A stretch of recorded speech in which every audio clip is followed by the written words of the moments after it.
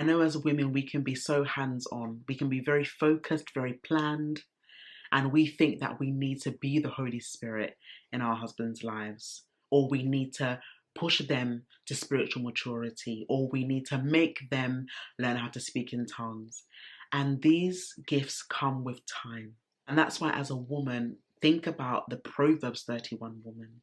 Think about the fact that she honors her husband, she respects her husband, and people praise her husband. And that is also because you are in direct contact with him, meaning that there is a divine connection and an influence that you have over your husband, that people can say, I can now understand why this man is glowing or why this family is shining. And this is why it is important that as wives, we learn how to pray and intercede for our husbands. There also will be moments in your life where God may speak to your heart as a wife, and He will tell you to leave your husband to make all the decisions.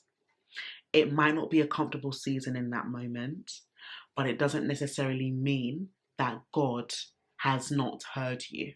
When you desire something or you believe that the decision that you are making for the family might be greater than your husband's, that's where you need to be still, be patient, and allow God to move. Because there are times where God can sense and see that you may not be ready for something. And God can see that your husband is actually more ready than you as a wife. And it takes humility and it takes acceptance to say, you know what, God, you're right. Perhaps the idea that I had in mind sounded good, but is it bringing peace? Or I shared it with my husband and there's a bit of tension. It doesn't really feel like we're in agreement.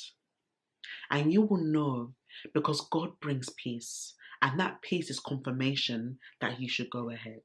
But most importantly, as a wife, your role is to intercede and pray and allow your husband to take the lead. Submission